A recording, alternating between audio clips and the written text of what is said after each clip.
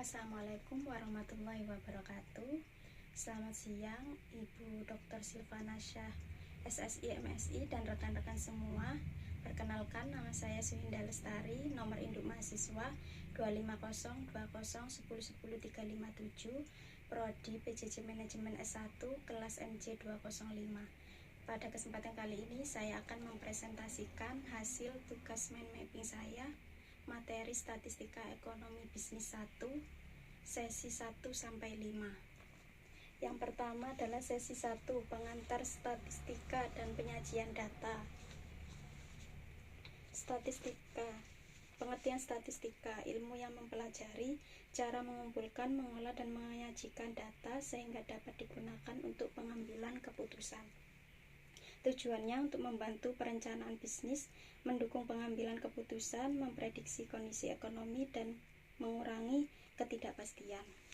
Jenis-jenis statistika ada deskriptif dan inferensial. Untuk deskriptif, fungsinya untuk mengumpulkan data, menyajikan data, meringkas data, menggambarkan kondisi data. Untuk inferensial, tugasnya menarik kesimpulan, estimasi parameter, pengujian hipotesis, prediksi populasi berdasarkan sampel. Kemudian untuk datanya dibagi menjadi dua berdasarkan sifat dan sumbernya. Berdasarkan sifatnya dibagi menjadi dua, data kualitatif dan data kuantitatif.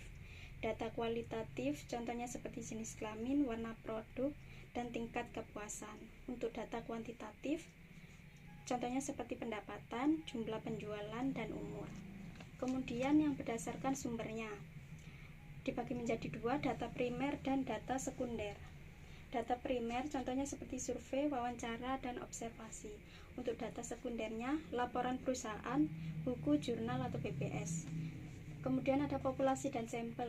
Populasi adalah seluruh objek penelitian, sedangkan sampel adalah bagian dari populasi dan harus mewakili populasi. Selanjutnya skala pengukuran dibagi menjadi 4. Nominal, jenis contohnya seperti jenis kelamin dan warna mata. Untuk ordinal, pendapatan. Yang ketiga interval, contohnya seperti suhu, nilai, raport, tes IQ, dan IPK. Yang keempat contohnya seperti berat, tinggi, dan durasi. Kemudian yang terakhir penyajian data bisa berbentuk tabel dan diagram. Yang dalam bentuk tabel bisa berupa tabel sederhana dan tabel distribusi. Kemudian yang bentuk diagram ada diagram batang, baris, lingkaran, dan histogram. Penerapannya dan manfaat: mempermudah pemahaman informasi, memudahkan analisis data, membantu pengambilan keputusan yang efektif untuk perusahaan, dan menunjukkan tren dan pola data.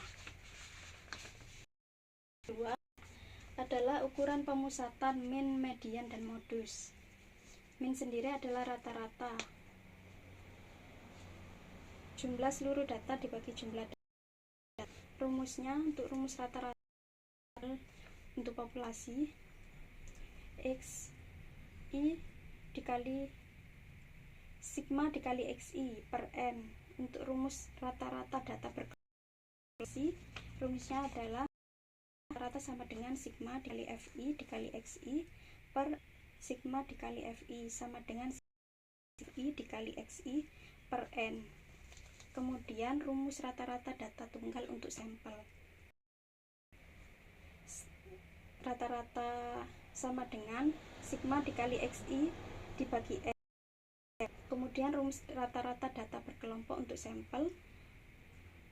XI dikali FI, sigma dikali FI dikali XI sigma dikali FI sama dengan sigma dikali FI dikali XI per M. Yang kedua, nilai tengah. Rumus tunggal median sama dengan X adalah 1 dibagi 2 jika N adalah angka ganjil.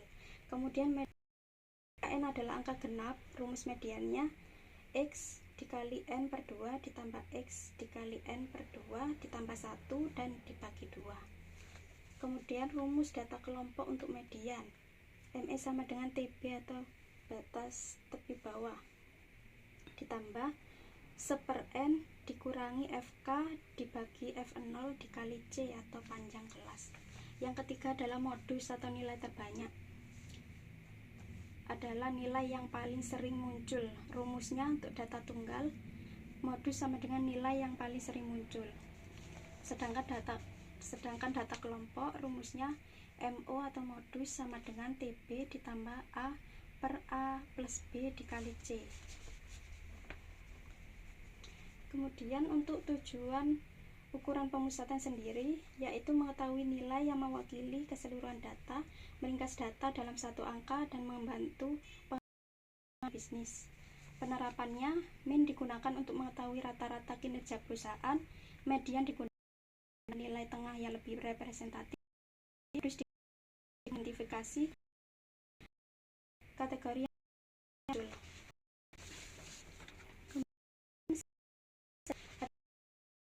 Kuartil, desil, dan sentil. Pengertiannya adalah ukuran statistik yang digunakan untuk menunjukkan letak atau posisi suatu nilai dalam kumpulan data yang kemudian jenis-jenis ukuran lokasi yaitu kuartil, desil, dan sentil. Kuartil membagi data menjadi 4 bagian. Untuk desil membagi data menjadi 10 bagian sama besar, bagi data menjadi 100 bagian sama besar.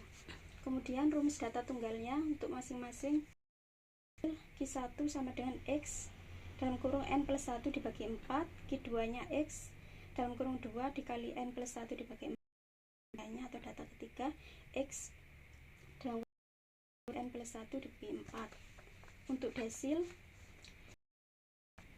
rumus data tunggalnya X dalam kurung N plus 10, D2 nya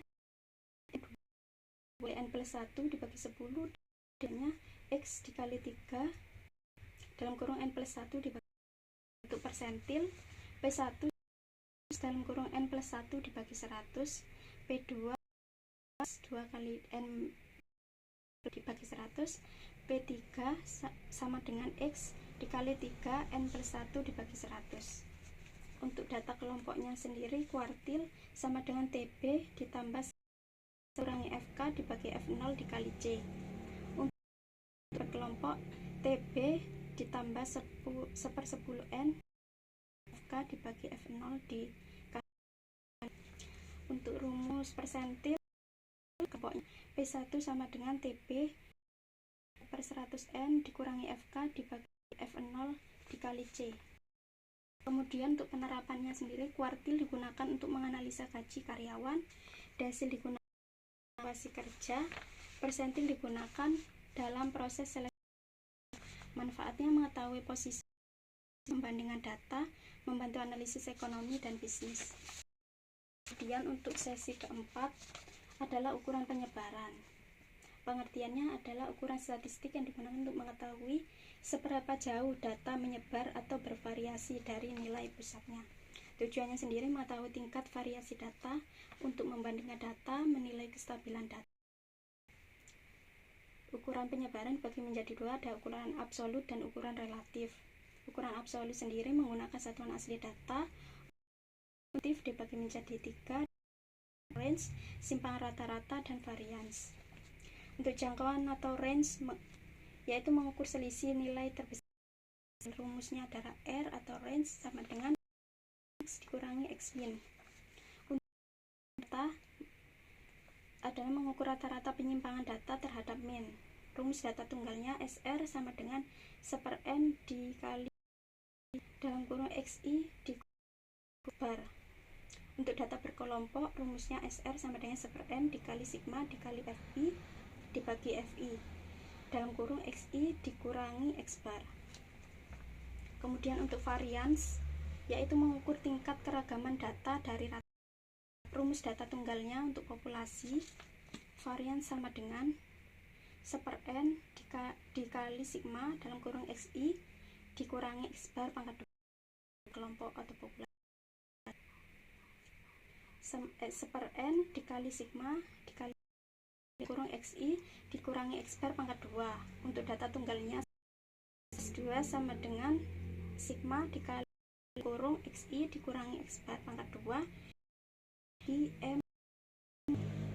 Untuk data kelompoknya sampel, rumusnya adalah S2 sama dengan sigma dikali F XI XI dikurangi X bar pangkat 2 dibagi M-1. Kemudian ada yang namanya koefisien variasi. Koefisien variasi atau CV yaitu mengukur penyebaran rata dengan kelompok data yang berbeda. Rumusnya simpangan baku dibagi simpangan rata-rata. Interpretasi CV semakin homogen data. Kemudian standar deviasi atau simpangan baku. Data tunggal atau populasinya adalah akar sigma dikali XI dikurangi X bar pangkat kelompok atau populasi, sigma dikali FI dalam kurung XI dikurangi X bar pangkat 2 per N. Untuk data tunggal yang sampel, rumusnya adalah akar S pangkat 2, yaitu akar dari sigma dalam kurung XI dikurangi X bar pangkat 2 dibagi M-1. Untuk data kelompok atau sampel, S pangkat 2 adalah R akar dari sigma dikali F kurung XI dikurangi X bar pangkat 2 dibagi itu.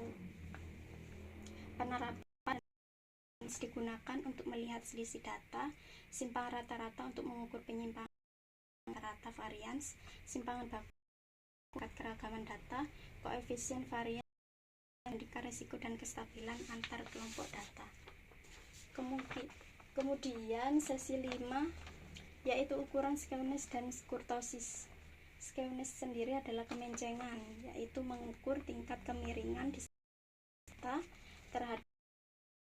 Rumusnya adalah N per N-1 dikali N-2 dikali sigma I